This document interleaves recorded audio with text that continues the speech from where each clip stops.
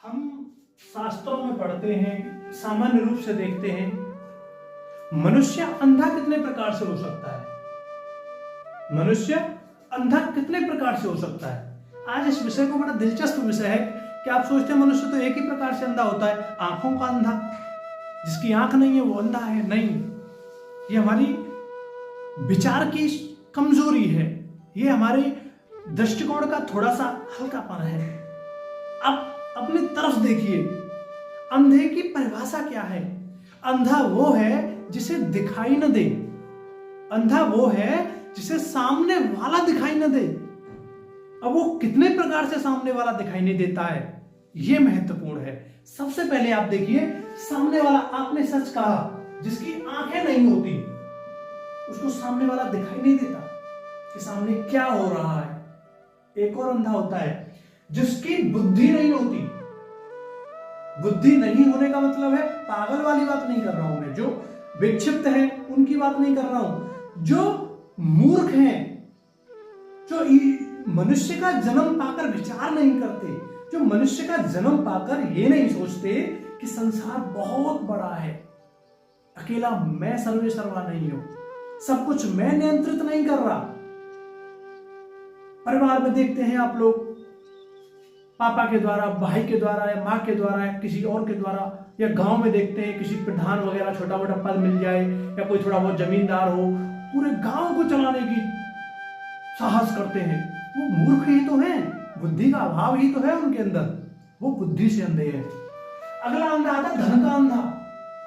धन अपने साथ, देखो, धन है माता लक्ष्मी, माता लक्ष्मी, और माता लक्ष्मी की सवारी है उल्लू, और उल्लू होता है दिन में अंधा।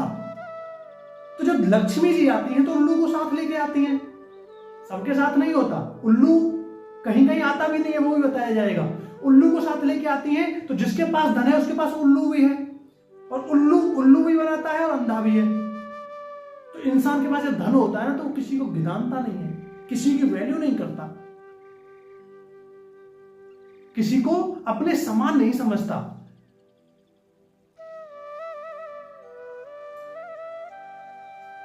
अब अगला है बल का अहंकार। किसी की जैसे जवानी, अधिकांशतः ये देखा जाता है बल का अहंकार युवाओं में होता है। जैसे जैसे 16, 17, 18 साल, 20 साल का जो युवा होता है, जिसके अंदर थोड़ी सी ताकत आने लगती है, हार्मोन्स डेवलप होने लगते हैं, तो उसे ये लगता है कि अब मेरे सामने कोई नहीं है, मैं जो चाहूं वो कर सकता हूं। और चाहता क्या है, छाती तान के चलना, कॉलर ऊपर कर लेना, 2 पैक लगा लेना, गुटखा डाल लेना, सिगरेट उड़ाना, बाइक बदतमीजी से चलाना, ये सब क्या है, अंधापन नहीं है क्या। जवानी, उसे अंधापन का मतलब उसे दिख ही नहीं रहा है कि जवानी सब पर आती है। जो बुजुर्ग हमारे सामने हैं, जो बच्चे हैं हमारे पीछे, वो भी जवान होंगे, और जो बुजुर्ग हैं वो जवान रह चुके हैं। तो किसे दिखा रहे हो भाई जवानी। जिसको पता ना हो कि सामने ये हो भी चुका है या हो रहा है, वो अंधा है। एक होता है सेक्स में अंधा। सेक्स मतलब कामुकता, विपरीत लिंग के प्रति अंधापन। सामान्यतः देखा जाता है कि लड़की लड़के के प्रति, लड़का लड़के के प्रति, तो लड़के को ज्यादा कामुक अवस्था में महसूस किया जाता है, समाज में देखा जाता है। तो ये अंधापन है। उसे दिखता ही नहीं कि समाज की कुछ मर्यादाएं हैं, उसे दिखता ही नहीं कि वो कुछ नियमों में भी बंधा है, और जिसे दिखे नहीं वो अंधा। तो ये अंधा हो गया। एक अंधा होता है ज्ञान का अंधा, जिसे 4 शब्दों का ज्ञान हो जाए, जिसे थोड़ा बहुत नॉलेज हो जाए। तो इसका आध्यात्म में बहुत महत्व है, इसका भी आध्यात्म में है तो सबका महत्व, लेकिन आध्यात्म के क्षेत्र में इंसान ज्ञान की अवस्था से होकर गुजरता है तो उसे बहुत ज्यादा अभिमान हो जाता है, तो वो अंधा हो जाता है। उसे दिखता ही नहीं कि सामने वाला भी ज्ञानी हो सकता है, जो ज्ञान मैंने प्राप्त किया वो दूसरा ही प्राप्त कर सकता है। दोस्तों, इस अंधेपन का हानि क्या है। अंधेपन की हानि है कि जब हमें कुछ दिखेगा नहीं तो हम कूप मंडूक हो जाएंगे, हम कुएं के मेढक हो जाएंगे। हमें लगेगा कि संसार इतना ही है जितना हम देख पा रहे हैं, या जितने मैं हूं उतना ही संसार है। संसार बहुत बड़ा है, बहुत बड़ा। इसलिए अंधेपन से बाहर निकलिए।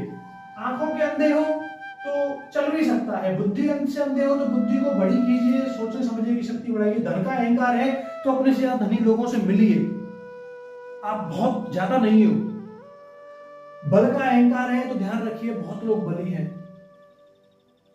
काम का अहंकार है तो ये कुछ समय का अहंकार होता है, इससे बचिए। काम से अगर अंधे हो तो तुम इस अंधेपन से अपनी मर्यादा, अपने चरित्र को मत गिरवी रख दीजिए, मत बेच दीजिए। ज्ञान से अंधे हो तो ये विचार रखिए कि आप बहुत बड़े ज्ञानी नहीं हो, बहुत ज्ञानी है इस संसार में।